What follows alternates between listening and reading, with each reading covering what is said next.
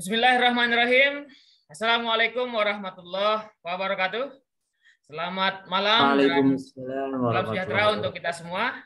Semoga Bapak Ibu sehat selalu dimanapun Bapak Ibu berada. Kita sama-sama belajar, berkarya, dan berinovasi bersama Guru Inovatif Indonesia. Alhamdulillahirrabbilalamin. Assalatu wassalamu ala asrafil anbiya wal mursalin. Sayyidina wa maulana Muhammad wa ala alihi wa sahbihi ajma'in. Amma ba'd. Yang saya hormati Bapak narasumber, Bapak Dr. Muhammad Iqbal, MPD, dan Bapak Ibu para peserta kelas virtual pelatihan menulis penelitian korelasional yang malam hari ini saya hormati, dan semoga apa yang kita pelajari dan kita coba untuk sharingkan bermanfaat bagi Bapak Ibu semua. Amin. Kita sama-sama membuka acara kita pada malam hari ini dengan sama-sama melafazkan al-basmalah. Bismillahirrahmanirrahim. Baik, Bapak Ibu semua, yang untuk diketahui adalah ini adalah pertemuan kita yang kedua dalam rangkaian acara pelatihan menulis penelitian korelasional. Yang mana pada pertemuan pertama kemarin kita sudah sama-sama mengetahui bahwa jenis penelitian korelasional ini adalah salah satu jenis penelitian dari pendekatan kuantitatif. Pendekatan kuantitatif, jika Bapak Ibu secara sederhananya, penelitian yang banyak data-data yang bersumber ataupun jenis datanya berbentuk angka. Nah, yang mana dalam pengumpulan data sampai dengan analisis datanya menggunakan statistik. Nah, ini Bapak Ibu yang mungkin baru pertama kali, seperti saya baru pertama kali menggunakan penelitian jenis penelitian kuantitatif, ini mungkin perlu sedikit perjuangan ataupun ikhtiar yang lebih Bapak Ibu dalam nantinya menyelesaikan satu penelitian kuantitatif ini. Nah, oleh karena itu, untuk malam hari ini sesuai dengan materi yang kami sudah sampaikan di grup Bapak Ibu, materi ini malam hari ini kita akan coba untuk membahas ataupun kita akan diskusikan bagaimana proses dari pengumpulan data penelitian kuantitatif korelasi ini dan bagaimana mengolahnya. Tentu Bapak Ibu sudah tidak asing lagi software-software ataupun aplikasi-aplikasi untuk mengumpulkan data ataupun mengolah datanya. Nah, kalau Bapak Ibu mengumpulkan data, biasa Bapak Ibu menggunakan instrumen angket atau kuesioner, lalu kita akan mengolahnya dengan aplikasi Microsoft Office, Excel. Begitu mungkin tidak asing lagi Bapak Ibu ya. Dan ada salah satu jenis aplikasi yang mungkin sering juga kita dengar di statistik. Jika Bapak Ibu pernah dulu kuliah terkait dengan statistik, aplikasi SPSS itu yang digunakan. Nah, jenis penelitian ataupun penelitian korelasional ini ataupun olah datanya sangat simpel Bapak Ibu. Sangat statistik yang paling sederhana yang bisa Bapak Ibu gunakan. Lalu ada beberapa pertanyaan kemarin yang mungkin saya sedikit review, dan yang penting bagi saya adalah terkait dengan variabel penelitian dalam penelitian kuantitatif. Ada yang coba juga untuk japri saya juga kemarin, Pak Dokter, dia bilang, Ibu siapa namanya? Variabel dalam penelitian kuantitatif itu seperti itu saja ya, terkait dengan prestasi belajar, kemudian motivasi belajar, kemudian kinerja guru, kinerja kepala sekolah, supervisi. Saya rasa sudah bosen gitu kan. Nah, itu yang kadang juga para peneliti kuantitatif ini terpikir seperti itu. Padahal tidak Bapak Ibu. Sama juga dalam penelitian kualitatif, variabel-variabelnya tentu disesuaikan dengan kondisi sekarang. Nah, misalkan Bapak Ibu kaitkan dengan kurikulum Merdeka Belajar misalkan. Kaitkan dengan pengetahuan baru yang Bapak Ibu dapatkan sekarang. Ataupun yang isu-isu terbaru. Nah, itu juga Bapak Ibu bisa lakukan pengambilan data melalui instrumen angket, kemudian Bapak Ibu tabulasi, dan seterusnya. Nah, itu semua sangat menarik jika Bapak Ibu menggunakan penelitian kuantitatif. Karena sekali lagi, prinsip dari para peneliti kuantitatif ini sangat simpel. Jadi semua yang bisa dituangkan, hal-hal yang bisa diwakilkan oleh angka. Nah, ini yang prinsipnya dalam penelitian kuantitatif. Kalau dalam penelitian kualitatif seperti yang dijelaskan oleh narasumber kemarin, semua dideskripsikan. Jadi 1 ataupun 10 itu tidak berarti angka itu menunjukkan hal itu seperti itu. Nah, kalau di kuantitatif sudah diukur ataupun sudah diberikan poin-poin tersendiri. Nah, kalau 10 biasanya itu sudah nilai bagus. Nah, gitu kalau di penelitian kuantitatif. Mudah-mudahan kita semua bisa belajar dan tentunya bisa mengaplikasikannya dalam profesi kita masing-masing. Ada Bapak Ibu guru, kemudian dosen, ada widyaswara, kepala sekolah, kemudian ada para pengawas. Bapak Ibu bisa menggunakan dalam penelitian kuantitatif korelasional ini.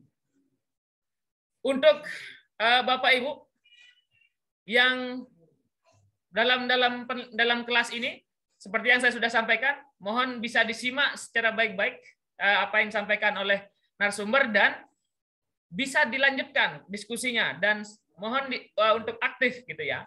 Karena ada 10, bahkan saya akan sediakan 15 slot publikasi artikel kuantitatif korelasional secara gratis.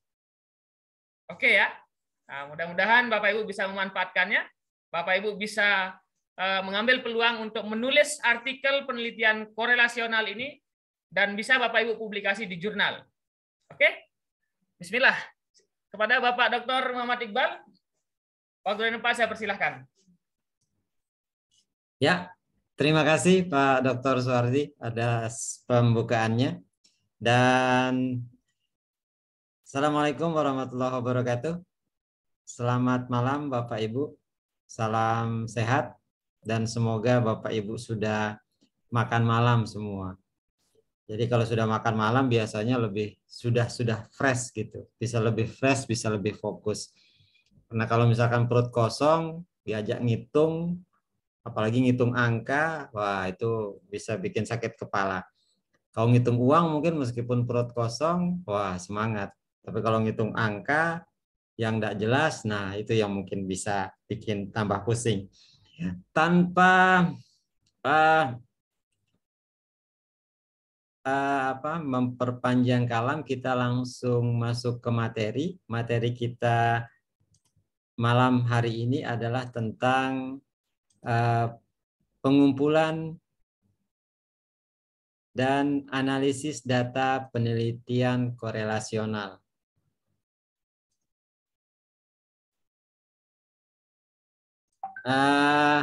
Kalau untuk dasar-dasarnya kita sudah bahas kemarin tentang apa itu penelitian kuantitatif, kemudian ada penelitian korelasional. Terus karena penelitian kuantitatif itu datanya angka, kemudian angka itu dianalisis dengan statistik, maka salah satu hal yang perlu kita pahami dengan baik, kita ketahui dengan baik, itu adalah tentang skala data. Jadi data angka dalam statistik itu dinyatakan dalam bentuk skala. Apa maksudnya dalam bentuk skala? Maksudnya adalah bahwa angka yang kita gunakan atau bilangan yang akan kita gunakan itu memuat informasi tertentu. Semakin sedikit informasi yang dimuat oleh sebuah skala, suatu skala, maka semakin rendah pula tingkatannya. Sedangkan semakin banyak informasi yang dimuat oleh satu skala, maka tingkatannya juga akan semakin tinggi. Dalam statistik, itu skala yang dikenal bisa dibagi jadi 4. Yang pertama adalah nominal, kemudian ordinal, yang ketiga interval, sama rasio. Dari keempat data ini, kalau kita fokus, biar kita tidak terlalu melebar, kalau kita ingin melakukan analisis korelasi, analisis korelasi yang akan kita gunakan, yang akan kita bahas di malam ini ada 2. Yang pertama analisis korelasi product moment, dan yang kedua analisis chi-square. Kalau analisis datanya menggunakan korelasi product moment, maka skala datanya itu minimal adalah interval. Boleh rasio, minimal interval. Tidak boleh nominal, tidak boleh ordinal. Kalau kita mau analisis data menggunakan korelasi product moment. Seperti apa data yang skalanya nominal, ordinal, interval, rasio? Ini cukup banyak sumber yang bisa kita baca di internet. Kalau secara sederhana, yang nominal itu seperti nama pelanggan, jenis kelamin, alamat pelanggan, kemudian menu makanan. Kalau kita di pendidikan misalkan yang nominal itu contohnya nama sekolah, misalkan SD, ada SD 1, SD 2, SD 3. Di situ ada angka 1, 2, dan 3. Itu fungsinya hanya untuk membedakan saja. Tidak untuk menunjukkan tingkatan. Kayak SD 1 sama SD 2.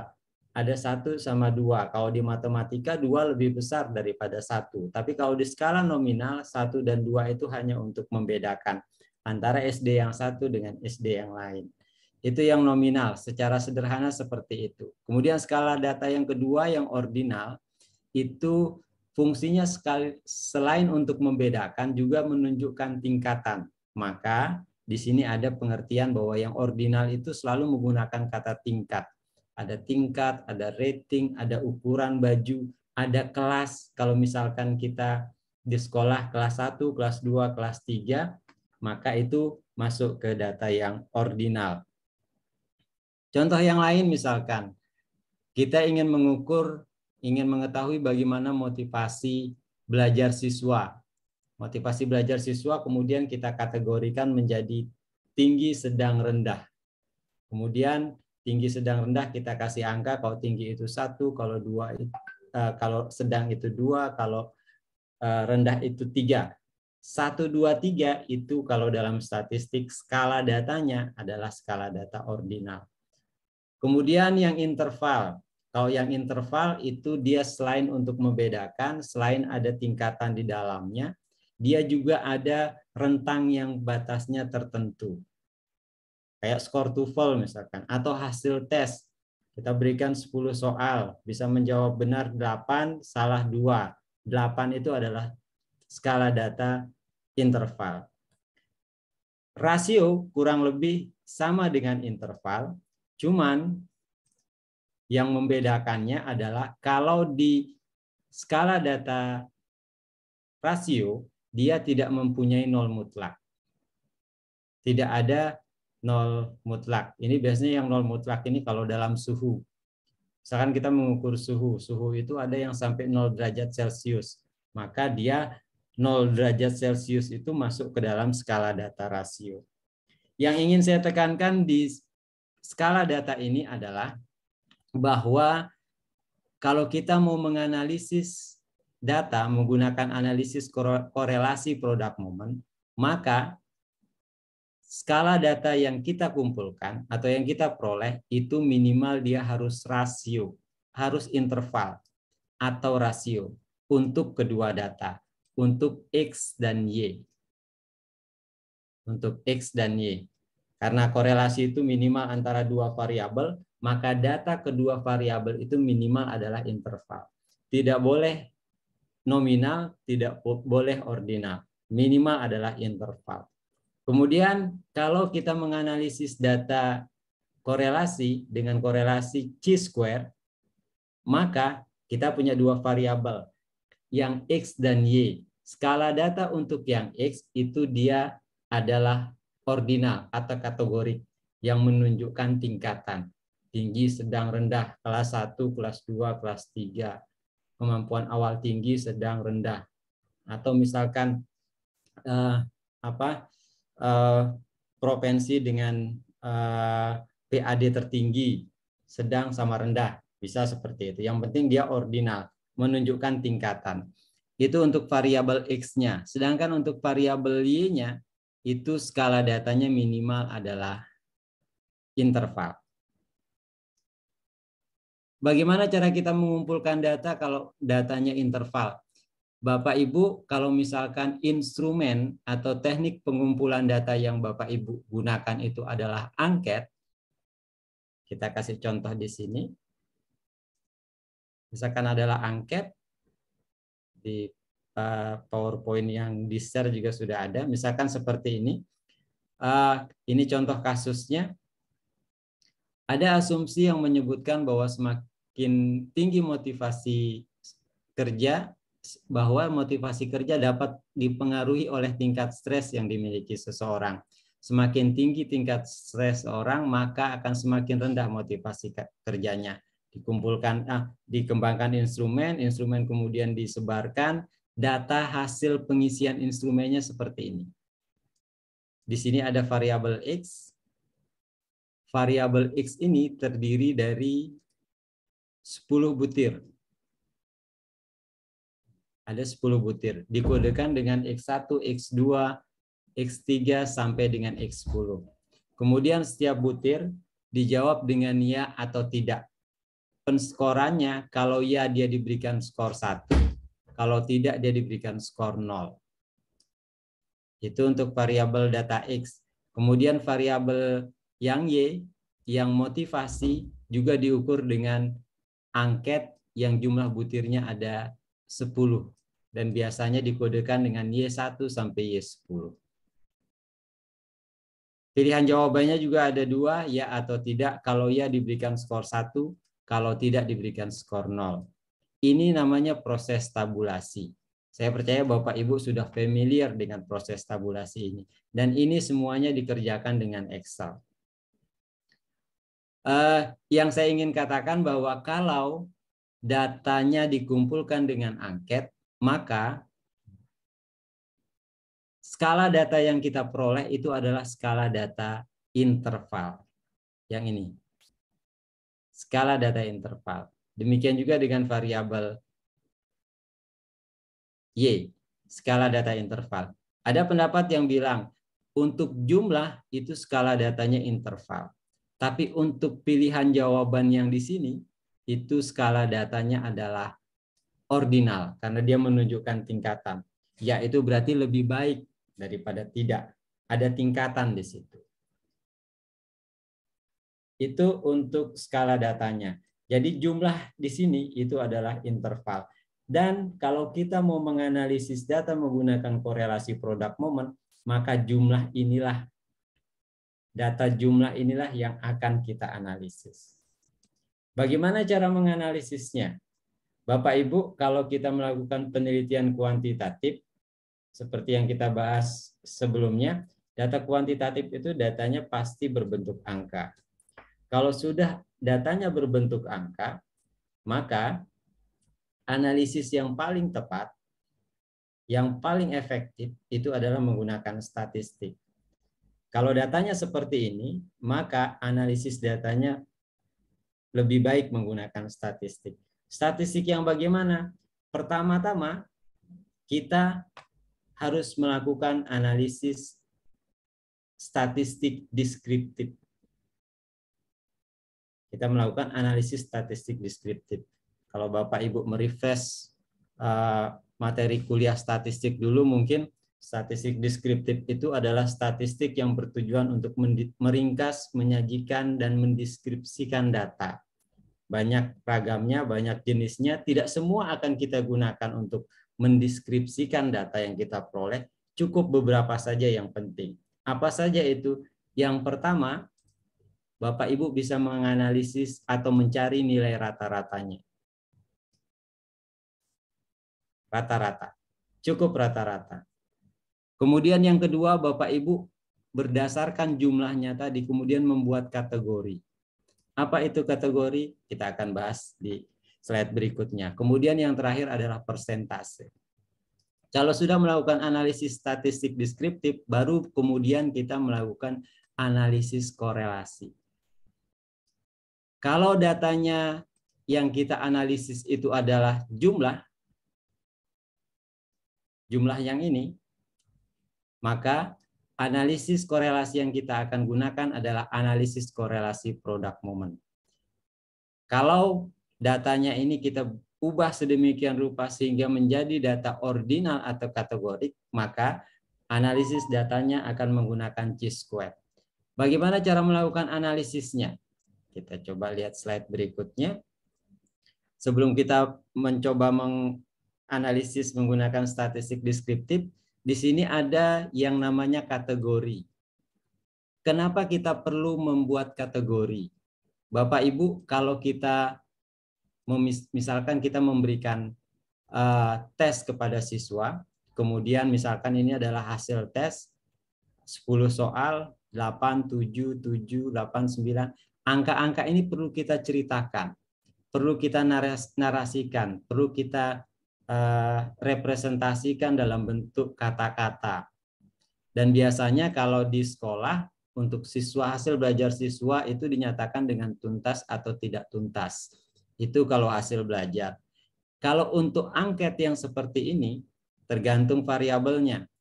Di sini variabel X itu adalah tingkat stres dan variabel Y adalah tingkat motivasi. Kalau variabelnya seperti itu, maka angka-angka ini perlu kita ceritakan.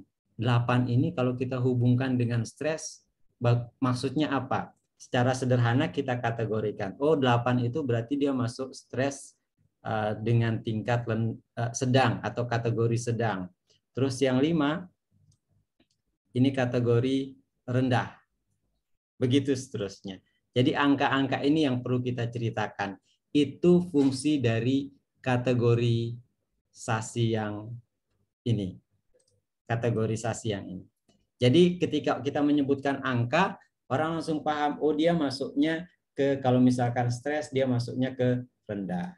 Oh kalau dia skornya 8, dia masuknya ke skor tinggi. Seperti itu untuk kategori. Kemudian kalau persentase, kita akan menyebutkan berapa jumlah yang rendah, berapa jumlah yang tinggi, kemudian yang sedang, kemudian kita cari persentasenya. Bagaimana cara mencari persentasenya? Nanti kita akan coba gunakan SPSS. Kemudian sekarang kita akan mencoba praktik menggunakan SPSS. File datanya juga saya sudah share di grup. Sudah di-share di grup. Saya coba buka dulu. Kalau Bapak Ibu sudah menginstal SPSS-nya, akan lebih mudah nanti kita praktiknya. Ini adalah data di Excel. Bapak Ibu, kalau saya entry data, pertama-tama itu saya lebih suka mengentry-nya di Excel. Kenapa? Dia lebih praktis. Lebih mudah dieditnya dibandingkan dengan langsung di SPSS. Kalau di sini, saya entry dulu datanya seperti ini. Kemudian biasanya jumlah ini belum ada. Jumlah ini masih kosong. Dan dengan Excel, ada beberapa fungsi yang bisa kita lakukan sehingga proses perhitungan itu menjadi jauh lebih mudah. Contoh, kita mau menghitung jumlah. Kalau dengan kalkulator kita akan hitung atau hitung manual, kita akan hitung satu-satu, 1 tambah 1 tambah 1 dan seterusnya sampai yang terakhir. Tapi kalau dengan Excel, kita cukup ketikkan sama dengan jumlah itu dalam bahasa Inggrisnya adalah sum, kemudian buka kurung, kita blok datanya, kemudian kita tekan enter. Sudah ketemu yang pertama, kita klik lagi yang di atas, kemudian pointer mouse-nya kita arahkan ke bawah sehingga tanda pointernya berubah menjadi plus kecil seperti ini. Terus kita tarik. Atau kalau datanya banyak, kita cukup klik 2 kali di pointer yang tanda plus kecil. Dia langsung mensort sampai ke yang bawah. Demikian juga dengan yang data untuk Y-nya. Kita tinggal ketikkan sama dengan, kemudian sum, kemudian kita blok data yang ingin kita jumlahkan, kemudian tekan enter. Kemudian tinggal kita klik 2 kali, langsung mensort. Ini untuk jumlah Bapak Ibu. Kemudian mungkin kita sedikit tunggu Pak Dokter. Bagaimana siap. Bapak Ibu? Apakah Bapak Ibu sudah membuka Excel-nya Bapak Ibu? Di Microsoft Office ataupun data data di WA Group untuk bisa Bapak Ibu langsung praktekkan. Bisa dijawab di kolom chatting Bapak Ibu. Apakah Bapak Ibu juga menyimak ataupun langsung praktek sendiri di laptopnya? Baik. Boleh kalau ada yang mau langsung praktik. Isdianto sudah di file Excel ya. Lebih enak memang kita langsung praktik di Excel itu Bapak Ibu. Oke, ada yang sudah tahu dan ada yang karena kemarin kita sudah sepakat kita mulai dari awal sekali, jadi nggak bisa dibuka file di grupnya. Ya bisa di file Excel itu bentuknya seperti biasa Ibu, tinggal di download. Oke, bisa dilanjutkan Pak Dokter. Oke. Nama file Excel-nya. Oke, saya akan share di grup sekali lagi.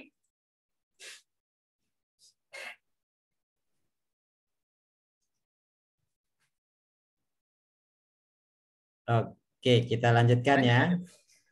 Kita lanjutkan. Kemudian kalau sudah seperti itu, saya ingin membuat kategori untuk setiap variabel.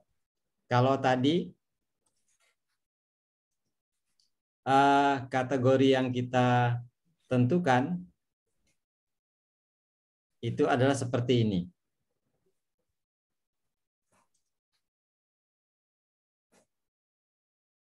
Sudah terlihat Bapak Ibu? Ini kategori yang akan kita cari. Tinggi, sedang, rendah. Nah, kriteria skornya itu adalah kita katakan dia rendah kalau jumlah skornya kurang dari 6. Sedang, kategori sedang kalau skornya antara 6 sampai 7. Sedangkan tinggi itu kalau skornya lebih dari 7. Nah, biar lebih memudahkan, ini saya pindah ke Excel.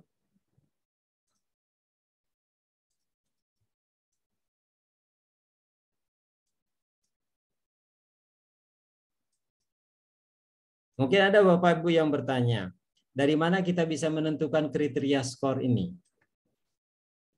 Bagaimana kita bisa, apa dasarnya, sehingga kita mengatakan bahwa rendah itu kalau skornya kurang dari 6, kemudian kategori sedang itu kalau 6 sampai 7, kemudian tinggi itu skor yang lebih dari 7.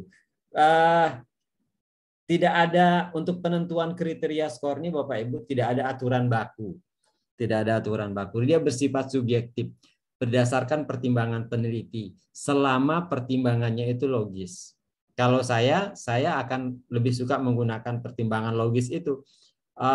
Dari mana kita logisnya dari mana? Misalkan kita punya butir ada 10. Ada 10. Secara logika kalau dia di bawah separuh dia berarti masuk kategori rendah. Ya kan? Kalau dia di 5 ke bawah berarti dia kategorinya masuk kategori rendah. Sedangkan di atas 5 dia di atas rendah. Mungkin kalau 6 sampai 7 itu sedang, kemudian 8 sampai 10 itu tinggi. Itu secara logika. Dan secara metodologi itu diperbolehkan. Ada beberapa referensi seperti di bukunya Saifuddin Azwar, Bapak Ibu, pakar psikometri dari UGM, itu mengatakan bahwa kriteria ini subjektif. Terserah kepada peneliti ingin menyusunnya seperti apa. Selama pertimbangan yang dia gunakan itu logis atau bisa diterima atau masuk akal. Sama seperti penentuan kriteria tuntas atau tidak tuntas. Itu kan setiap sekolah mungkin akan berbeda. Tidak ada aturan baku. Mungkin kriteria tuntas tidak tuntas itu akan berbeda antara kota besar dengan daerah di pedesaan yang terpencil misalkan. Kenapa? Karena sarana prasarana sumber daya berbeda sehingga proses belajar juga akan berbeda. Jadi dia subjektif penentuan kriteria itu. Yang ingin saya lakukan, yang perlu kita lakukan kemudian setelah kita memperoleh data seperti ini, kita peroleh jumlahnya, kita mau buat dia menjadi kategori-kategori. Dan untuk ini SPSS bisa melakukan itu, tapi prosesnya agak rumit sedikit, agak banyak sedikit yang harus kita ketik. Sedangkan kalau di Excel dia jauh relatif lebih mudah. Caranya saya akan ketikkan di sini kategori,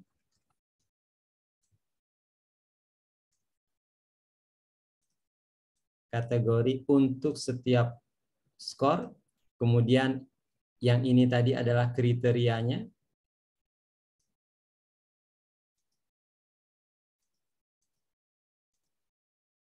Kalau kurang dari 6 dia rendah, 6 sampai 7 sedang, tinggi itu jika lebih dari 7. Dengan Excel kita cukup cari di data yang pertama. Caranya kita awali dengan sama dengan, kemudian kita masukkan fungsi if. Apakah, semoga ini terlihat Bu ya, Bapak Ibu, atau saya perbesar sedikit. Oke, seperti ini. Sama dengan, kemudian if, kemudian saya klik angka di sampingnya. If itu artinya jika. Jika nilai 8 itu lebih rendah dari 6, maka saya akan katakan dia rendah. Maksudnya kategorinya masuk kategori rendah. Kemudian if, sekali lagi if-nya, buka kurung, jika nilai 8 itu, saya klik yang 8 tadi, atau masukkan N4 karena letaknya ada di kolom N baris keempat. Kalau N4 itu lebih besar dari 7, maka saya akan katakan dia tinggi. Kalau tidak lebih dari 7, saya akan katakan dia sedang. Tanda petik, tutup kurung 2 kali. Kalau sudah, tinggal tekan Enter. Dia akan langsung menyebutkan kategorinya. Kemudian kalau sudah seperti itu, tinggal kita drag atau tarik ke bawah sampai data yang terakhir. Ini contohnya datanya cuma sedikit biar memudahkan untuk entry dan memudahkan untuk menghitung. Jadi untuk kategorisasi kita sudah ketemu kategorinya. Oke. Terus untuk yang data variabel Y, kalau kita menghitung dengan Excel, Bapak Ibu, kita tinggal pakai fungsi copy paste. Contoh, kita di sini sudah ketemu yang variabel X. Sekarang kita tinggal mencari yang di variabel Y-nya. Saya tinggal blok yang kategori di variabel X, kemudian saya copy, kemudian saya taruh di samping sebelah kanan jumlah variabel Y. Dia otomatis akan menyesuaikan dengan data yang ada di sini. Jadi tidak perlu hitung banyak-banyak, tidak perlu tulis-tulis banyak-banyak, biarkan telunjuk Bapak Ibu yang bekerja menggunakan Excel. Kalau sudah seperti ini, analisis bisa dilakukan di SPSS. Sebenarnya untuk korelasi produk momen itu ada rumus yang digunakan, tapi Bapak Ibu tidak usah melihat rumus itu, biar software atau perangkat lunak yang bekerja. Kalau sudah seperti ini, tinggal kita pindah datanya ke SPSS. Saya sudah taruh datanya di sini. Ini untuk jumlahnya. Saya share dulu.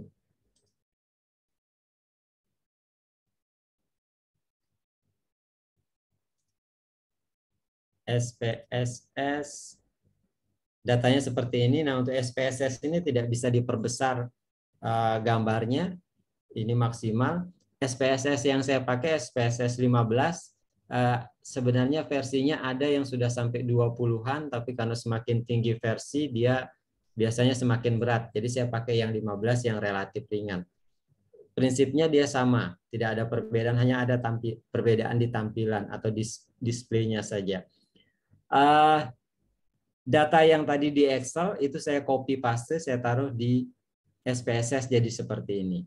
Kalau Bapak Ibu sudah meletakkan seperti ini, tinggal memasukkan variabel kategorinya, data kategorinya, atau hasil kategorinya. Tinggal kita masukkan yang, biar saya perlihatkan dulu. Kita akan memasukkan variabel hasil kategorisasi yang ini untuk setiap variabel. Cara memasukkannya, ini yang Bapak Ibu perlu agak cermat karena SPSS itu ada juga dia menggunakan skala-skala. Ini dia. Di sini kita di SPSS Tunggu dia tampil dulu.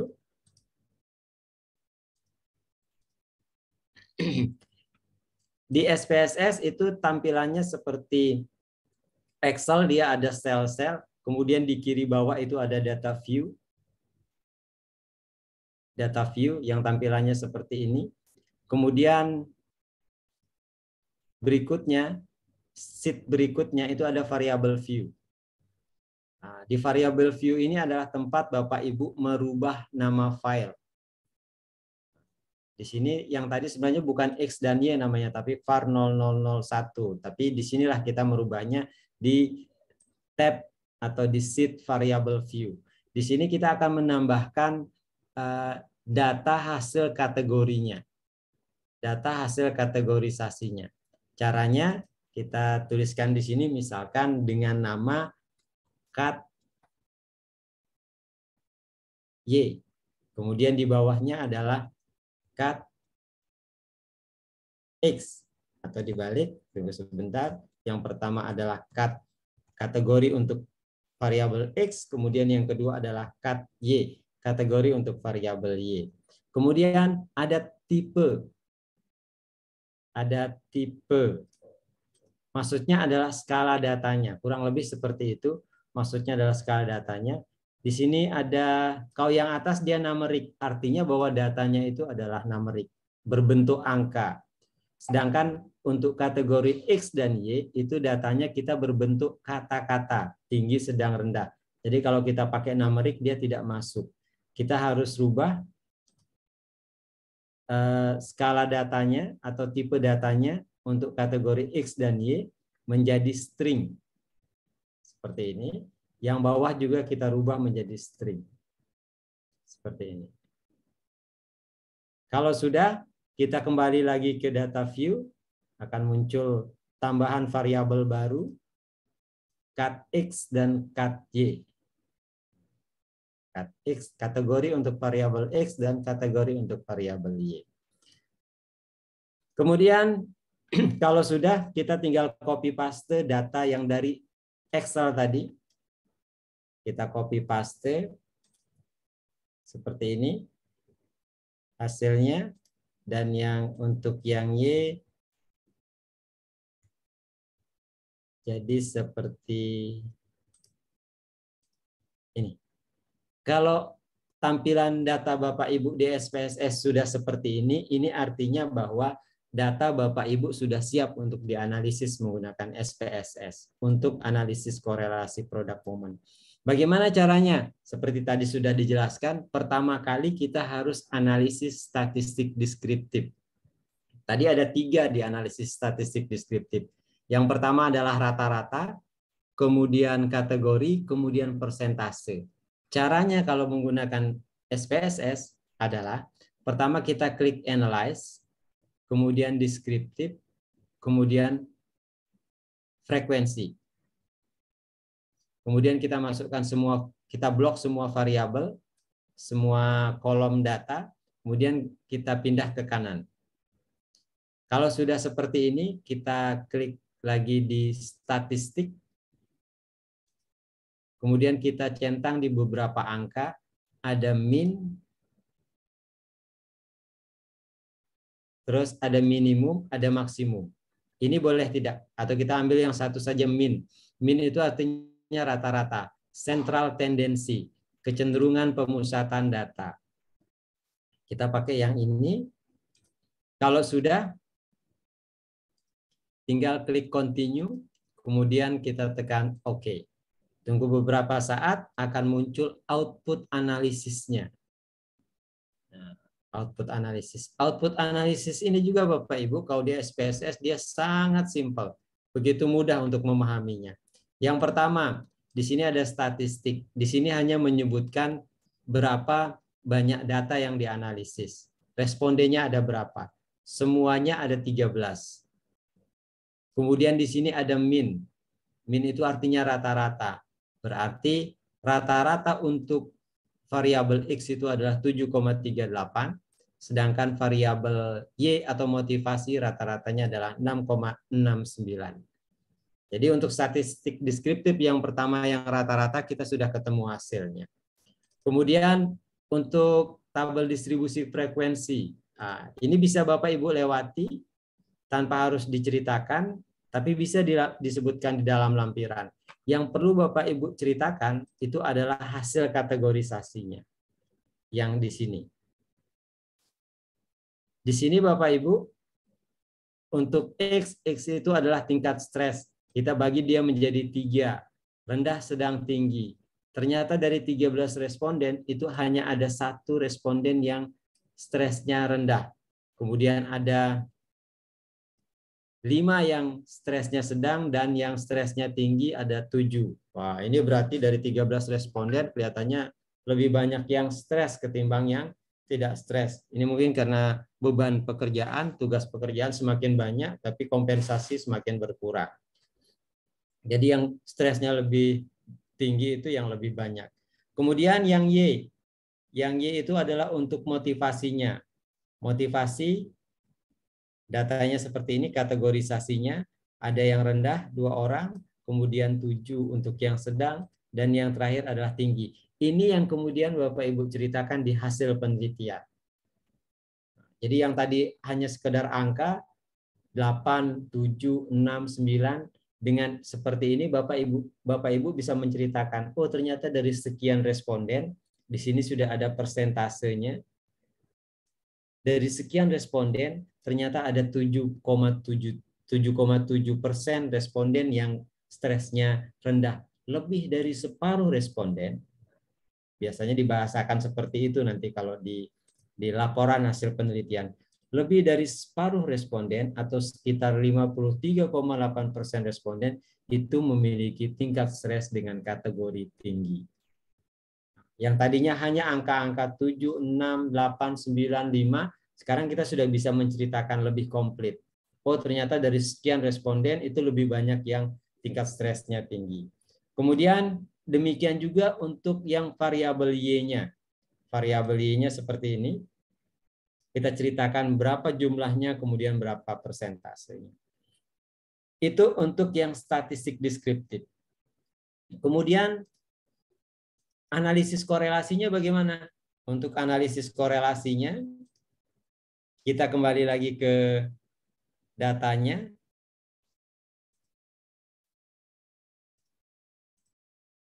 Ini data yang di SPSS-nya. Yang akan kita analisis dengan korelasi produk momen itu adalah yang ini. 2 kolom pertama, X dan Y. Bagaimana cara melakukan analisisnya? Untuk orang-orang yang tidak suka dengan rumus, tidak suka dengan angka, SPSS lah kuncinya. Atau bisa juga dengan menggunakan Excel. Kenapa? Tidak perlu menghitung, tinggal main klik, langsung ketemu hasilnya. Bagaimana caranya? Caranya adalah dengan, kalau data sudah siap seperti ini, kita klik Analyze. Kemudian di sini ada beberapa pilihan analisis.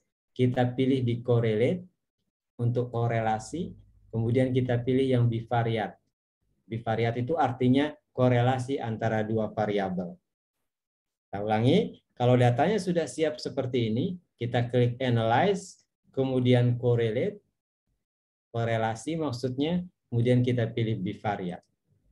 Kalau sudah, di sini akan muncul 2 variabel X dan Y. X itu adalah stres, Y itu adalah motivasi. Kita blok dua-duanya, kita geser ke kanan. Kemudian tinggal kita klik satu lagi, di sini one tail, satu sisi, ekor kiri. Kenapa? Karena kita ingin mencari apakah korelasinya negatif atau tidak. Jadi dia pakai uji sisi kiri. Kalau sudah seperti itu, kita tinggal klik OK. Tunggu beberapa saat, akan keluar hasilnya seperti ini. Jadi analisis korelasi produk momen itu sangat sederhana Bapak Ibu. Dia hanya menampilkan satu tabel seperti ini. Correlation. Dan yang kita perlu baca itu adalah yang di sini. Jadi korelasinya berdasarkan hasil analisis ini, nilai R, X, Y-nya itu adalah sebesar min 0,722. dengan taraf signifikansi 0,003. Kalau hasilnya seperti ini Bapak Ibu, biasanya di kanan atas hasil korelasi itu ada tanda bintang. Kalau bintangnya 2, itu berarti korelasinya itu sangat signifikan. Jadi kalau tanda bintangnya ada 2, di sini tanda bintangnya ada 2, itu berarti korelasinya itu sangat signifikan. Sedangkan kalau korelasinya kalau tanda bintangnya hanya 1, dia tidak menggunakan sangat, dia cuman signifikan. Kalau tidak ada bintang berarti dia tidak signifikan. Kalau sudah, tinggal diceritakan hasil analisis ini di hasil penelitian, kemudian dikaitkan dengan teori, kemudian sampai pada kesimpulan. Dan bagaimana cara kita memahami nilai korelasi ini? Kita bisa merujuk pada salah satu pendapat yang sebelumnya pernah kita bahas pada pertemuan berikutnya, pada pertemuan sebelumnya di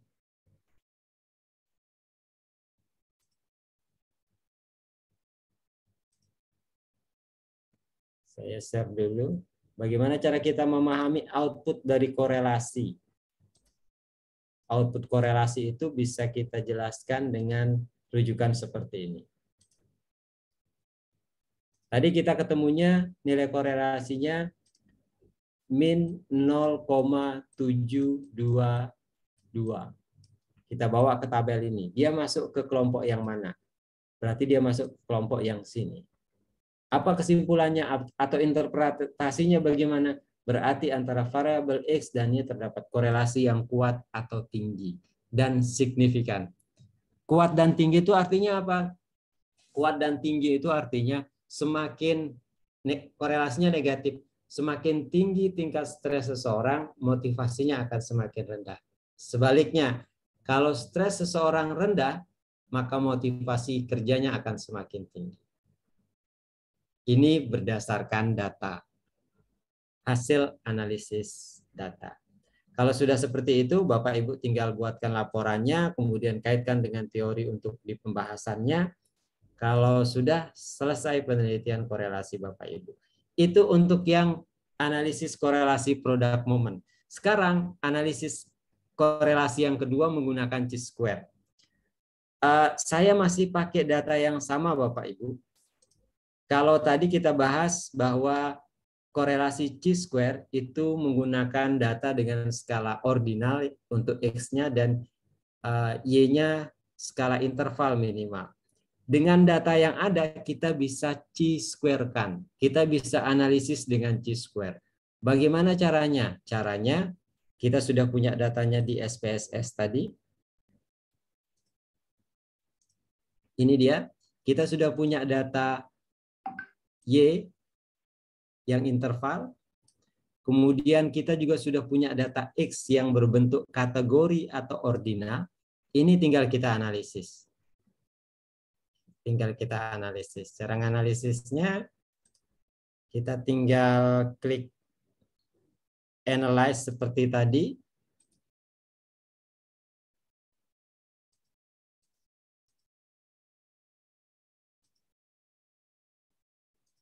Tapi sebelumnya untuk analisisnya datanya harus kita rubah menjadi angka dulu. Sebentar, saya share screen-nya.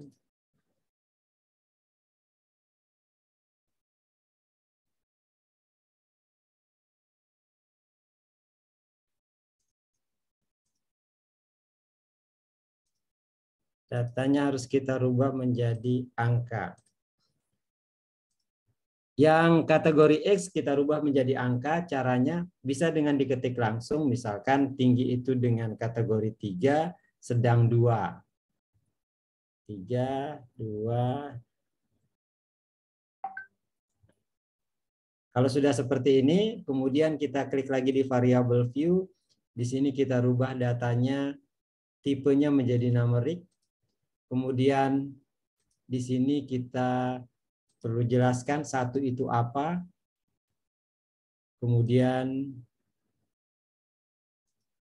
2 itu apa, dan seterusnya. 1 itu kita berikan kode untuk tinggi, kemudian 2 itu sedang, 3 itu rendah. Kalau sudah, kembali lagi ke data view, terus kita analyze. Ada banyak pilihan di analyze, kita pilih yang deskriptif, kemudian deskriptifnya kita pilih yang cross tab. Cross tab itu singkatan dari cross tabulation. Kita tabulasi silangkan data. Row-nya di sini ada row sama kolom. Yang row-nya kita pakai kategori X, kemudian yang kolomnya kita pakai stress. Motivasi, untuk motivasi. Kemudian statistiknya, di sini ada statistik, kita klik statistik, kita pilih chi-square. Kemudian setelah chi-square kita pilih dia koefisien kontingensi atau contingency koefisien. Kalau sudah, klik continue. Kalau sudah selesai pilih settingannya, kita tinggal klik OK. Tunggu beberapa saat, akan keluar output analisis SPSS-nya seperti ini. Jadi hasilnya seperti ini Bapak Ibu.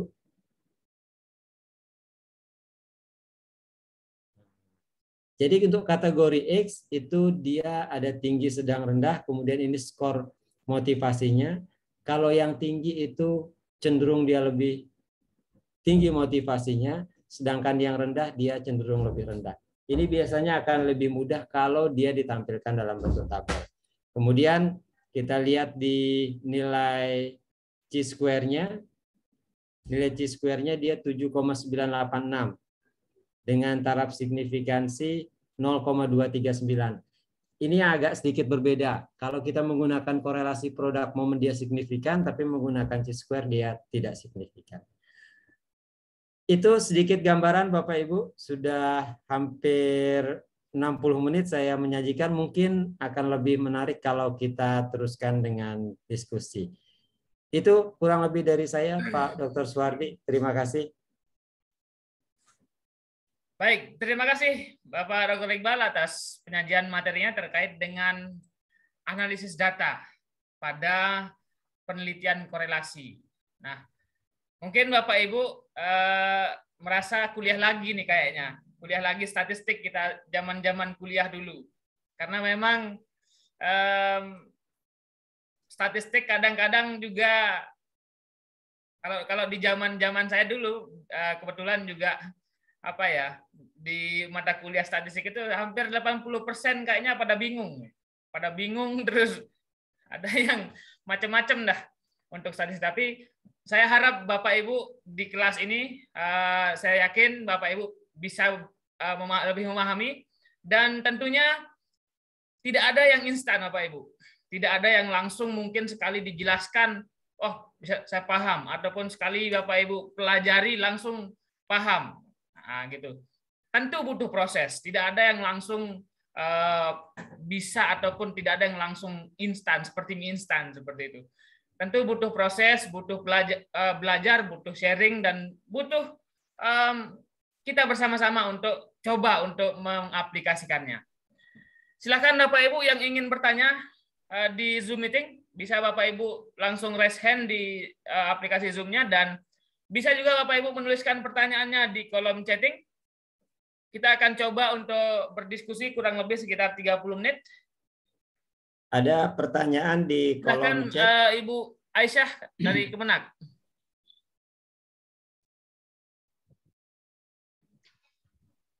Assalamualaikum warahmatullahi wabarakatuh. Waalaikumsalam warahmatullahi wabarakatuh. Waalaikumsalam. Yang saya hormati Pak Dr. Iqbal, Pak Dr. Suhardi, terima kasih. Memang benar mengingatkan kembali gitu, seperti kuliah kembali. Hanya mungkin faktor usia juga ya Pak Dokter, berpikirnya sudah mulai agak lama seperti itu. Saya sangat tertarik sekali Pak Dokter menghitung analisis itu ya. Cuma ini kan belum praktek gitu. Kalau misalnya sekali lagi sambil sambil praktek kemungkinan mulai jalan gitu Pak Dokter. Saya tidak bertanya, hanya usul saja seperti itu. Mungkin bisa melihat YouTube supaya jelas, dan kemungkinan penjelasannya yang saya harapkan itu sekali lagi seperti itu Pak Dokter. Jadi langsung praktek. Baik. Itu aja dari saya usulan. Terima kasih. Wassalamualaikum warahmatullahi wabarakatuh. Waalaikumsalam warahmatullahi wabarakatuh. Ya, terima kasih Bu Aisyah atas ini saran ataupun usulan. Ya, nanti Bapak Ibu, rekaman ini akan kami berikan, kegiatannya akan kami berikan, dan juga saya rasa Pak Dr. Iqbal sudah punya banyak link video yang sangat praktis untuk bisa diikuti. Ya, video YouTube ya Pak Dr. Iqbal, ya rasanya saya pernah melihat YouTube Pak Dokter dulu banyak sekali dari analisis data yang paling sederhana dan mungkin lebih bisa diikuti. Nah, kemudian Bapak Ibu bisa melihat data, contoh-contoh data yang sudah disampaikan tadi yang paling sederhana antara variabel X dan Y-nya, kemudian tinggal Bapak Ibu aplikasikan dan dicoba. Nah, jika Bapak Ibu mungkin belum memahami ataupun ada sesuatu hal yang Bapak Ibu ingin diskusikan, silakan Bapak Ibu bisa kontak di WA Group. WA Group itu selalu terbuka. Dan Pak Iqbal insya Allah sudah standby untuk menerima konsultasi dari Bapak Ibu. Nah, ya silakan Pak Iqbal. Siap. Tadi ada yang bertanya di kolom chat Pak Dr. Suhardi. Pertanyaannya dari Pak Bapak atau Ibu ini. Ibu Berta Dimara. Bisa diulangi enggak cara mengkategorisasi data? Oke. Perlu diulang enggak Pak Dr. Suhardi? Ya, silakan jika memang ada yang ingin di-highlight lagi yang silakan bisa dijelaskan. Oke, kita coba ulang. Saya mulai dari 0 dulu Bu ya. Saya mulai dari 0, saya share screen lagi. Saya share screen-nya data yang di Excel Bapak Ibu. Ini dia. Share data yang di Excel. Format data ini tinggal saya tambahkan kolom di sebelah kanannya seperti ini. Ada 2 kolom nanti. Di sini yang pertama, kemudian di sini yang kedua. Kemudian kalau sudah, saya ketikkan di sini, di sebelah kanan jumlah itu dengan kategori. Kemudian di sini juga kategori.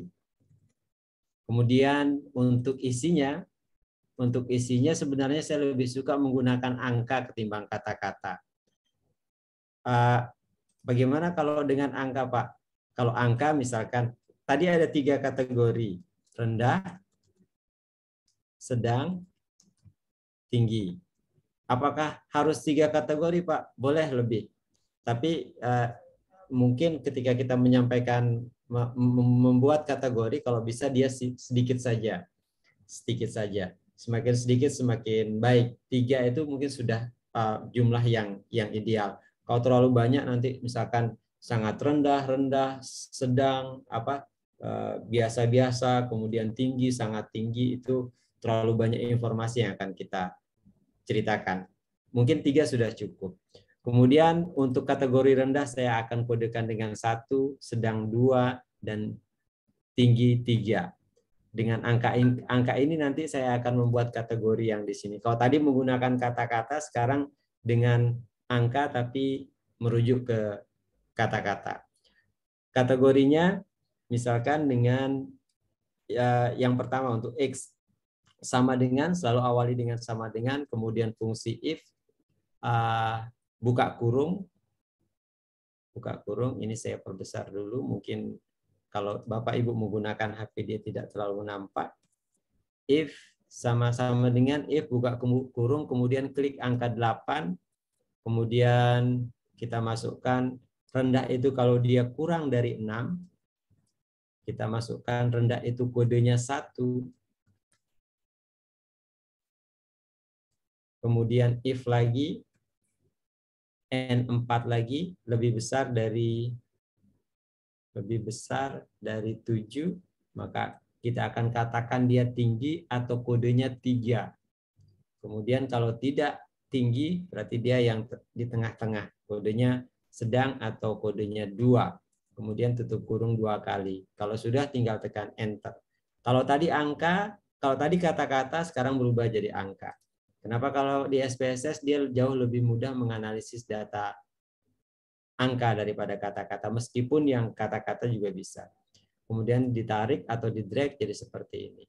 Kemudian untuk yang variabel X, untuk variabel Y-nya tinggal kita blok seperti ini, terus copy, kemudian kita paste di sini. Dia akan otomatis merefer atau merujuk ke data yang ada di sampingnya. Jadi kalau saya klik di formula bar ini, klik di sini, dia akan menyorot data yang ada di sampingnya. Kalau sudah, tinggal kita copy paste di SPSS, kemudian klik analyze lagi seperti tadi. Seperti itu Ibu Berta kurang lebihnya. Mungkin nanti bisa, kalau misalkan masih perlu untuk praktik langsung, bisa telepon saya atau video call juga boleh. Gitu. Baik. Cukup ya Pak Iqbal ya? Sudah? Ya, cukup Pak. Ya. Seperti itu Bapak Ibu, dan memang tentunya sekali lagi Bapak Ibu harus praktik. Tidak ada apalagi di statistik kemudian matematika, kalau kita hanya melihat ataupun mendengar saja kadang nggak paham kita. Bapak Ibu harus praktik. Nah, data itu khusus di penelitian korelasi kan hanya membutuhkan dua tabulasi data. Ketika Bapak Ibu sudah mendapatkan data dari instrumen yang Bapak Ibu kirimkan di siswa misalkan, itu Bapak Ibu tinggal tabulasi variabel X-nya apa, kemudian variabel Y-nya apa. Kemudian dibuat tabulasi berapa jumlah data. Mungkin ada 10 siswa, masing-masing 10 siswa seperti itu. Kemudian silahkan Bapak Ibu tinggal mengkategori seperti tadi. Kemudian Bapak Ibu juga bisa mencari data data yang paling besar atau yang paling tinggi dan rendahnya juga bisa. Kemudian rata-rata juga bisa sesungguhnya di Excel. Tapi jika Bapak Ibu juga lebih ingin praktis di SPSS juga boleh. Nah, tetapi sesungguhnya di Excel saja sudah cukup ya Pak Dokter, sebenarnya Pak Dokter Iqbal, untuk menghitung data korelasional, karena sangat simpel. Silakan Ibu Diah Lestari yang sudah resen di Zoom meeting. Bisa dibuka mic-nya, oke. Baik, terima kasih Pak Suhardi. Mohon izin bertanya Pak. Selamat malam Pak Iqbal. Ya. Ini saya bertanya malam, karena bingung. Ya, saya bertanya karena bingung nih Pak. Kalau tadi di Excel itu kan artinya data kita yang dikumpulkan dari kuesioner ya Pak, dari angket ya. Iya. Itu sudah ditabulasikan dalam bentuk Excel gitu ya Pak ya. Iya. Yang saya tanyakan, saya tuh juga bimbingan Pak dengan tim reviewer. Kita juga kan penelitian Pak, kebetulan proposal kita nih direview. Ada masukan di proposal saya tuh tidak boleh dikategorikan dulu. Jadi maksud saya gini, di kuesioner saya tuh tidak boleh langsung dikategorikan. Kalau tadi kan di Excel-nya 1 kalau jawabannya iya gitu ya Pak, iya stres gitu ya. Terus 0 tidak stres gitu ya. Gitu juga kan. Nah kalau saya mengumpulkan data di kuesioner itu misalnya jarak rumah lah ya, jarak rumah dengan hasil belajar misalnya ya, jarak rumah siswa dengan hasil belajar siswa misalnya gitu. Jarak rumahnya itu saya tidak boleh langsung mengkategorikan jauh, sedang, dan dekat pada saat pengumpulan data dengan instrumen kuesioner. Jadi dikasih saran untuk sudah jaraknya ditulis dulu di kuesioner. Jadi kuesionernya itu terbuka, tidak dikategorikan dulu. Jaraknya berapa meter, berapa jauh, berapa meter ditulis, berapa meternya. Nah, mengkategorikannya itu kebetulan kan jauh, sedang, dekatnya itu tidak ada standar. Yang disebut jauh tuh berapa sih minimalnya dari sekolah dekat berapa, kan itu tidak bisa. Kalau tadi menurut Pak Iqbal kan sifatnya subjektif dari si peneliti, gitu kan. Tapi ada beberapa mengkategorikannya itu beberapa standar. Misalnya kita sudah mengumpulkan datanya, educationalnya terbuka dulu nih, jaraknya sekian meter, sekian meter, sekian meter setiap siswa. Baru nanti mungkin di Excel-nya baru dikategorikan jauh, dekat, sedang. Tapi mengkategorikan jauh, dekat, sedang itu mungkin sudah tidak dipahami bisa, poin tidak itu. bisa berdasarkan subjektif. Jadi harus ada standarnya. Mungkin standarnya berdasarkan Kemdikbud kah atau apa gitu. Nah, kalau sudah di Excel seperti itu dikategorikan gampang, tapi standar mengkategorikan harus ada standarnya, ini bagaimana gitu loh, Pak Iqbal. Sudah kami tangkap pertanyaannya, dan itu saja Bu Dia. Ya, sementara itu sebenarnya masih banyak yang bingung, Pak, mau tanya lagi. Ya. Tapi mungkin nanti mendominasi ya. Terima kasih Pak Iqbal. Ya, terima kasih Bu Dia. Izin menjawab, ya, Pak silakan, Dr. Suardi. Pak Iqbal. Ya, pertanyaannya menarik Bu. Memang kalau untuk di instrumen itu kita tidak langsung meminta responden untuk menjawab dia jauh atau dekat. Jauh, sedang, atau dekat, misalkan seperti itu. Kita cuma meminta responden untuk mengisi berapa jarak dari rumah ke sekolah. Jaraknya itulah yang disebut dengan data angka yang kemudian kita kategorisasikan. Pertanyaannya kemudian bagaimana cara mengkategorisasikannya? Harus ada kriteria. Kriteria ini seperti yang saya bilang tadi, dia bersifat subjektif. Terserah peneliti mau pakai apa, yang penting dia ada pertimbangan logisnya. Di bukunya Saifuddin Azwar, Ibu mungkin bisa nanti lihat, salah satu kriteria yang bisa dipakai itu adalah dengan rata-rata. Kalau kita cari referensi atau buku yang menyebutkan, oh jauh itu kalau sekian kilo, jarak dari sekolah ke rumah itu kalau sekian meter, sekian ratus meter, atau sekian kilo, itu pasti tidak ketemu, atau sulit sekali ketemunya. Karena sulit ketemu, akhirnya kita harus menyusun kriteria itu sendiri. Bagaimana caranya? Salah satu cara yang Ibu bisa pakai itu adalah menggunakan rata-rata dan simpangan baku. Misalkan kriteria untuk jarak Ibu itu mau pakai, saya izin share screen Bu ya. Kita coba hitung pakai, kalau pakai Excel bagaimana sih? Misalkan seperti itu. Misalkan saya ambil data yang ini, jarak, kemudian ini datanya,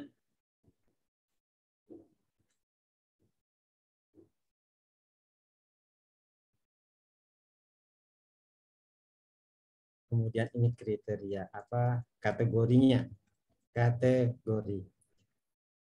Untuk menentukan apakah dia masuk jauh, dekat, atau sedang, itu kita bisa pakai rata-rata dan simpangan baku. Atau kalau misalkan Ibu hanya memakai 2 kategori, misalkan jauh dan dekat, itu Ibu bisa pakai rata-ratanya. Jadi kita tinggal cari rata-ratanya. Seperti ini misalkan.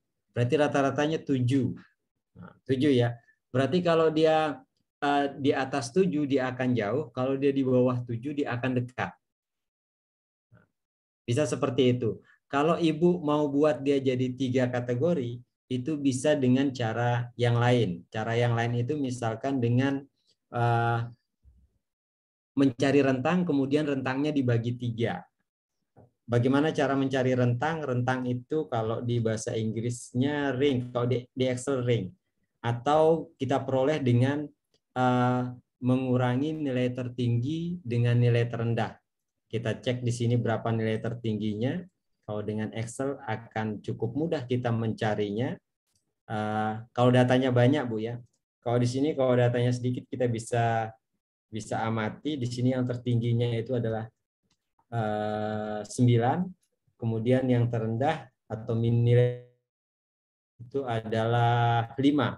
Berarti rentangnya adalah 9 kurang 5. Rentangnya adalah 4. 4 ini yang kemudian kita bagi 3. Kenapa bagi 3? Karena kita mau buat dia jadi 3 kategori. Jauh, sedang, dekat. Kalau hanya 2 kategori jauh sama dekat, cukup di atas rata-rata atau di bawah rata-rata. Dan ini tidak disebutkan di instrumen memang, tapi disebutkan di metode penelitian. Jadi itu hanya jadi pegangan buat peneliti, bukan untuk dilihat atau dibaca oleh responden penelitian. Jadi kalau kita mau bagi jadi 3, rentangnya itu kita bagi dengan 3. Jadi intervalnya nanti sekitar 1. Jadi kalau misalkan kita tulis lagi, kategori jaraknya jauh, sedang, sama dekat. Ya, kita mulai dari yang dekat. Kalau dekat itu berarti dari 5 sampai dengan 6. Kalau idealnya sih 5 sampai 6,33, tapi bisa dibulatkan. 5 sampai dengan 6, misalkan ini adalah dalam ratus meter ya, 500 meter atau 600 meter. Kemudian yang sedang itu 7 sampai dengan 8. Dan yang jauh itu kalau dia jaraknya di atas 800 meter. Misalkan ini dalam ratusan meter. Mungkin nanti perlu data yang lebih real lagi. Bisa menggunakan kategori yang seperti ini. Bisa menggunakan kategori yang seperti ini. Jadi apa kriteria yang kita pakai itu subjektif, bisa banyak cara, bisa dengan persentase, yang penting kita punya alasan logis kenapa itu dipakai. Kalau misalkan di sini tadi, kalau dia hanya 2 kategori, maka kriteria yang kita pakai bisa nilai rata-ratanya. Kalau di atas rata-rata, berarti dia jauh. Kalau dia di bawah rata-rata, berarti dia dekat. Kalau dia 3 kategori, berarti rentang itu tadi dibagi dengan 3. Kalau 5 kategori, bagaimana kalau 5? Kurang lebih sama, bisa dengan rentang tadi dibagi dengan jumlah kategori yang kita inginkan. Kurang lebih seperti itu, Bu Dia. Ya, terima kasih atas penjelasannya Pak Iqbal dan Bu Diah. Mudah-mudahan Bapak Ibu bisa memahami, dan sekali lagi jika memang ada pertanyaan ataupun yang ingin dikonsultasikan terkait dengan penelitian korelasi, apakah dari sisi judul, kemudian nanti juga sampai dengan hari ini terkait dengan analisis data, dan besok bagaimana penyusunan artikel-artikel dari penelitian korelasi yang akan dibahas di hari ketiga. Sekali lagi yang Bapak Ibu terkait dengan kategorisasi tadi bisa, memang itu tergantung dari Bapak Ibu, tergantung subjektif dari peneliti sendiri, ataupun berdasarkan indikator jika memang sudah ada teorinya. Nah, teorinya memang kalau kuat pinter itu mungkin Bapak Ibu bisa menggunakan dari nilai raportnya yang di atas rata-rata 8 misalkan. Nah, di atas rata-rata itulah kita yang menentukan seperti itu. Nah, silakan selanjutnya Bapak Ibu yang ingin bertanya secara langsung bisa raise hand dan bisa juga menuliskan pertanyaannya di kolom chatting. Ada satu pertanyaan juga nih Pak Dokter. Ya, silakan Pak Iqbal dicek yang ada di kolom chatting. Ya, ini ada dari Ibu Maela Sari. Ada dari Ibu Maela Sari, pertanyaannya, trik bagaimana penyusunan pertanyaan dalam angket yang benar-benar dapat mencapai apa yang kita inginkan. Ada satu trik yang sangat mudah, Ibu. Trik apa itu? Dalam penelitian salah satu bagian ketika kita melakukan penelitian ya Bapak Ibu, salah satu bagian yang harus kita tulis itu adalah penelitian yang relevan. Relevan itu apa artinya? Apakah dia harus sama? Tidak harus sama. Minimal ada variabel penelitian kita yang serupa atau yang sama. Misalkan saya meneliti tentang motivasi kerja. Saya tinggal mencari penelitian yang serupa dengan itu, yang variabelnya sama, motivasi kerja. Saya buka hasil penelitiannya, kalau bisa kita dapat teks lengkapnya. Jadi dari pendahuluan sampai kesimpulan kita dapat, dan biasanya di internet itu banyak kalau kita browsing. Di repositori perguruan tinggi itu biasanya memuat. Ada yang memuat sebagian, ada yang memuat lengkap. Mencari penelitian yang relevan. Kemudian Ibu lihat bab 2-nya, Ibu lihat bab 3-nya, Dan kalau mau lebih cepat lagi, Ibu lihat di lampirannya. Di situ selalu ada, bisa dipastikan lah, bisa saya pastikan, ada instrumennya. Terus bagaimana caranya? Apa kita ambil semua? Kalau bisa dimodif, Bu. Akan lebih baik lagi itu dimodif. Dimodif artinya kalau misalkan di penelitian yang kita cari, yang kita jadikan rujukan itu ada 20 butir instrumen, 20 butir angket misalkan, Ibu sederhanakan. Misalkan jadi separuhnya saja, 10 saja misalkan. Tidak harus dipakai semua. Kalaupun Ibu harus pakai semua, itu artinya nanti Ibu akan mengutip banyak hal di bab 2-nya dari penelitian yang relevan itu. Itu trik yang paling apa ya? Paling sangat membantu ketika kita ingin mengembangkan instrumen. Daripada kita memulai dari nol, jangan mulai dari nol karena itu cukup menguras, menyita waktu. Mending Ibu lihat penelitian yang relevan, kemudian penelitian yang relevan itu Ibu lihat di instrumennya, di lampirannya. Kalau ada sesuai dengan konteks penelitian Ibu bisa ambil itu. Tinggal dimodif, disesuaikan sama konteks penelitian yang sedang Ibu lakukan. Itu salah satu trik. Baik. Kalau mau yang panjang ya berarti kita harus siapkan banyak referensi, baca buku ini, baca buku itu, lihat artikel, menyusun definisi konsep, definisi operasional, dan seterusnya, dan itu akan panjang. Praktisnya, mending Ibu ngelihat di penelitian yang relevan. Kurang lebih seperti itu, Ibu. Baik, terima kasih Pak Iqbal atas penjelasannya. Ya, memang sebelum Bapak Ibu mendapatkan data, tentu memang alat yang kita gunakan adalah instrumen. Atau instrumen yang kita gunakan tentu ada kuesioner yang paling dominan yang kita gunakan untuk mengambil data jika memang datanya tidak ada di dokumentasi data. Nah, instrumen itu Bapak Ibu sangat banyak di Google. Bapak Ibu tinggal googling saja, kemudian ketik saja instrumen kinerja guru, ataupun instrumen motivasi kerja, motivasi belajar, sangat banyak sekali di Google.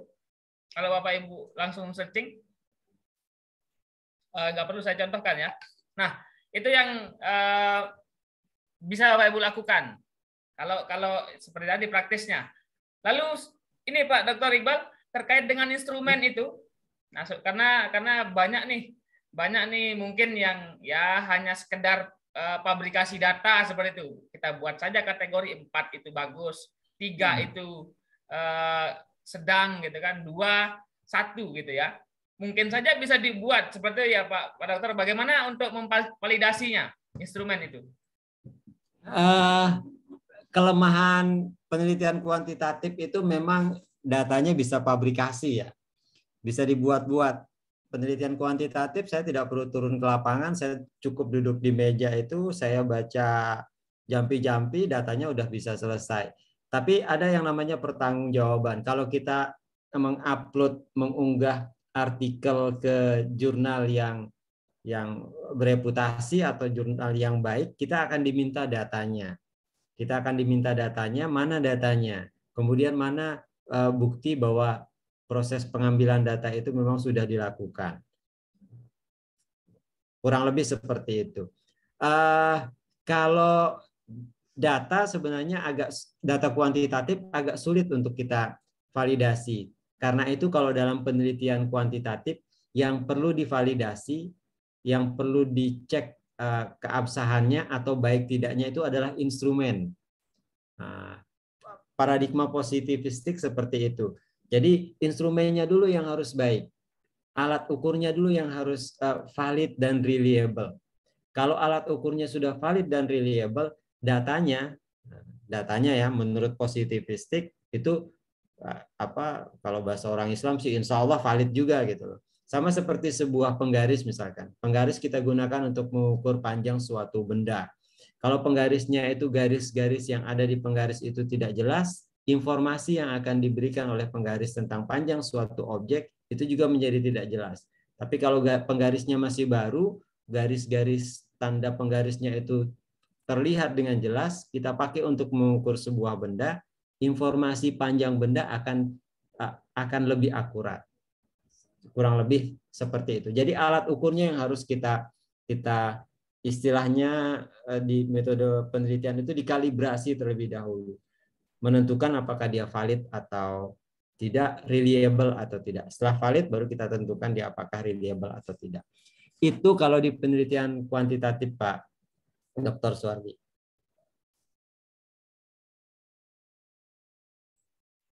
Baik, terima kasih Pak Iqbal atas penjelasannya, dan sekali lagi Bapak Ibu bisa melihat contoh-contoh dari instrumen. Kebetulan memang di hari ketiga besok kita akan coba untuk memberikan kembali, kemudian memberikan contoh-contoh, mungkin nanti Pak Dr. Iqbal bisa kita satu atau dua kita kasih contoh instrumen, kemudian kita akan bahas artikel-artikel penelitian korelasi, bagaimana artikel ataupun tulisan-tulisan penelitian korelasional itu bisa dimuat di jurnal ilmiah, karena bagaimanapun juga di artikel itu bisa kita lihat dari judulnya seperti apa, kemudian dari datanya seperti apa, sampai dengan diolah. Nah, angka-angka itu bagaimana dideskripsikan, kemudian diberikan penjelasan di pembahasan dalam artikel itu, sehingga penelitian korelasi ataupun penelitian kuantitatif itu sangat bagus sekali. Dan seperti yang saya sampaikan pada awal tadi, kami akan terima sekitar 10-15 artikel penelitian korelasi. Jadi silakan Bapak Ibu manfaatkan kesempatan ini dan bisa untuk publikasi dan untuk jadi angka kredit. Untuk sedikit lagi informasi Bapak Ibu, untuk channel YouTube ataupun video-video penjelasan ataupun materi-materi terkait dengan statistika ada di channel YouTube-nya Pak Iqbal juga ada, sangat lengkap di sana, lumayan lengkap ya, di penjelasan-penjelasan yang sederhana dan bisa diikuti Bapak Ibu. Lalu untuk contoh-contoh Bapak Ibu bisa lihat ataupun data yang Bapak Ibu bisa pergunakan di WA Group, di link materi itu sudah kami sampaikan, dan nanti di akhir kegiatan ini kami akan kumpulkan jadi satu dari materi awal sampai dengan akhir, kemudian tutorial serta rekaman kegiatan ini kami akan share semuanya. Jadi Bapak Ibu juga bisa pelajari di kemudian hari, kemudian Bapak Ibu bisa simak kembali. Jadi sekali lagi, tidak bisa kita Bapak Ibu sekali mungkin di kegiatan ini yang tatap muka saja mungkin susah untuk dipahami, apalagi online gitu ya. Jadi memang dibutuhkan Bapak Ibu lah yang bisa belajar mandiri dari materi-materi, dari penjelasan, dari diskusi. Itulah yang bisa Bapak Ibu lakukan. Kalau Bapak Ibu berharap sekali langsung Bapak Ibu paham, itu agak sulit rasanya.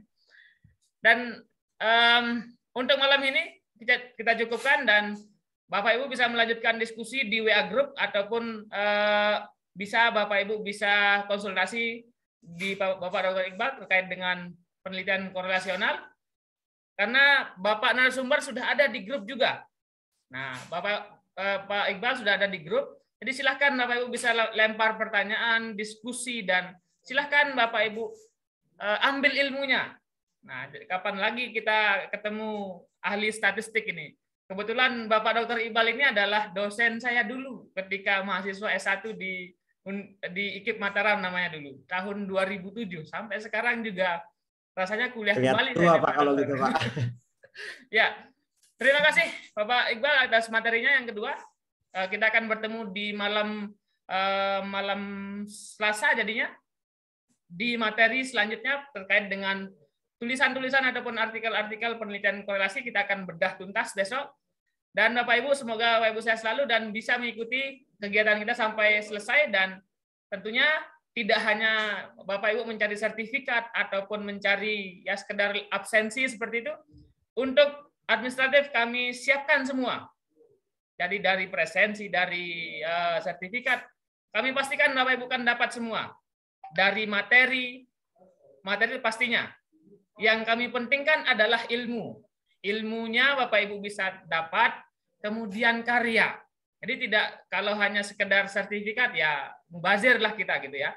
Jadi Bapak Ibu dapat ilmunya, kemudian suatu hari nanti Bapak Ibu bisa terapkan ataupun sharing kepada rekan-rekan yang lain, serta Bapak Ibu bisa menulis karya terkait dengan penelitian korelasi ini. Terima kasih Bapak Ibu, dan sampai jumpa di WA Group dan di Zoom meeting selanjutnya.